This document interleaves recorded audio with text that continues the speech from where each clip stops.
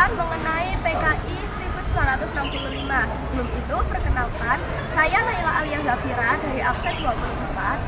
Saya Zerna Sinapsari dari absen 32. Dan saya Adrian Aurelio Subagio, nomor absen 1. Selamat menyaksikan.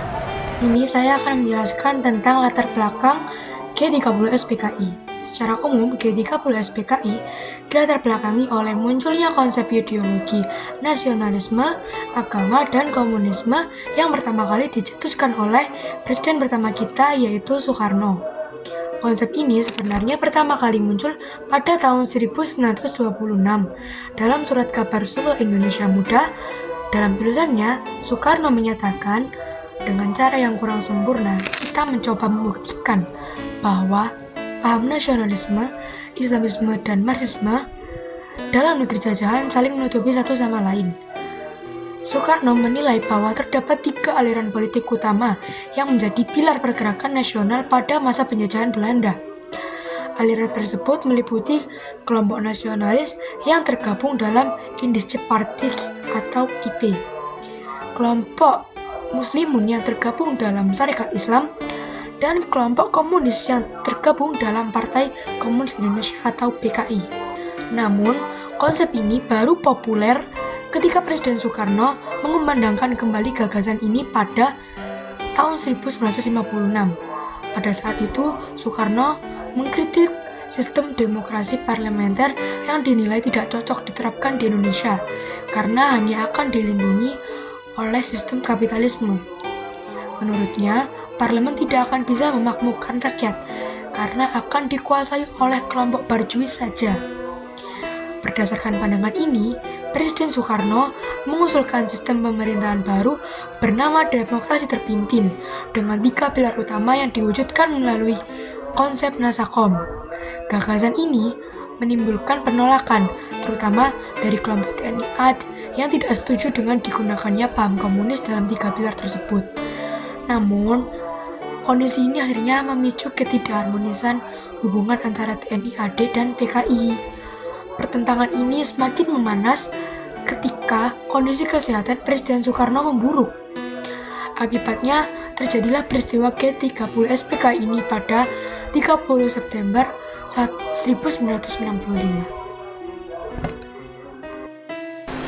Selanjutnya ada tujuan G30S-PKI. Yang pertama, menghancurkan Negara Kesatuan Republik Indonesia atau NKRI dan menjadikannya sebagai negara komunis.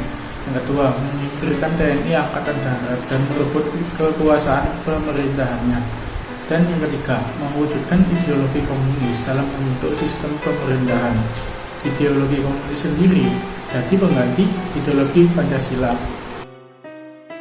Jadi di sini saya akan menjelaskan mengenai kronologi peristiwa G30S-PKI tahun 1965. Sekitar pukul 3 dini hari tanggal 1 Oktober, 7 datasemen pasukan dalam truk dan bus diberangkatkan oleh Letkol Untung Syamsuri yang merupakan Panglima Cakrabirawa pengawal presiden yang terdiri dari pasukan Resimen Cakrabirawa yang merupakan pengawal presiden, Diponegoro dari Jawa Tengah, dan Divisi Brawijaya dari Jawa Timur meninggalkan markas G30S di Pangkalan Angkatan Udara Halim Perdana Kusuma, Selatan Jakarta untuk mencuri 7 jenderal dan anggota staf umum Angkatan Darat. Jenderal pertama yang diculik yaitu Lejen Ahmad Yani, diculik sekitar pukul 03.15 di rumahnya. Saat ia menolak pergi bersama pasukan G30S, Yani ditembak mati di rumahnya. Yang kedua ada Maijen R. Suprapto, diculik tidak lama setelah Ahmad Yani sekitar pukul 03.25 di rumahnya di Jalan Besuki Menteng, Jakarta. Ia dibawa oleh pasukan G30S dan kemudian dibunuh. Lalu yang ketiga ada Brigjen Siswondo Parman. Ia diculik di rumahnya yaitu di Jalan Syamsurizal, Jakarta. Ia kemudian dibawa ke Lubang Buaya dan dibunuh. Yang keempat ada Maijen Mas Tirto Darmo atau MT Haryono, diculik di rumahnya di Jalan Prambanan, Menteng, Jakarta. Ia sempat melawan tetapi akhirnya ditembak mati di halaman rumahnya. Yang kelima ada Brigjen Donald Ishak atau DI Panjaitan, diculik di rumahnya di Jalan Sultan Hasanuddin, Kebayoran Baru, Jakarta. Ia ditembak mati ketika sedang berdoa di rumahnya. Yang keenam, ada Brigjen Sutoyo Siswa Miharjo, diculik di rumahnya di Jalan Sumenep, Menteng, Jakarta. Ia dibawa oleh pasukan G30S dan kemudian dibunuh di lubang buaya. Dan yang terakhir ada Letu Pierre Andreas Tandean, diculik di rumah Jenderal A. Nasution di Jalan Teguh Umar, Menteng, Jakarta. Tandean ditangkap oleh pasukan G30S yang salah mengira ia adalah Nasution. Ia kemudian dibawa ke lubang buaya dan dibunuh. Lalu ada adik Irma Suryani Nasution yang merupakan anak dari A.H. Nasution. Dalam proses penculikan di rumah Nasution, adik Irma Suryani, putri Jenderal Nasution ini tertembak. Ia terluka parah dan akhirnya meninggal beberapa hari kemudian. Akhirnya, jasad-jasad para korban dimasukkan ke sebuah sumur tua yang tak terpakai dengan diameter 75 cm dan kedalaman 12 meter yang saat ini dikenal sebagai lubang buaya. Nah, di sini terdapat sebuah timeline. Timelinenya yaitu yang pertama, di tanggal 30 September 1965 di malam hari, kelompok yang menamakan dirinya Gerakan 30 September mulai bergerak.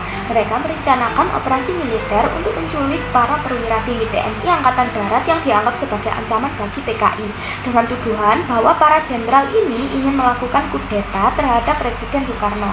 Lalu yang kedua, di tanggal 1 Oktober 1965 pukul 03.00 hingga 04.30 waktu Indonesia Barat, Gerakan 30 September melakukan penculikan dan pembunuhan terhadap 7 perwira tinggi Angkatan Darat di Jakarta dan Yogyakarta.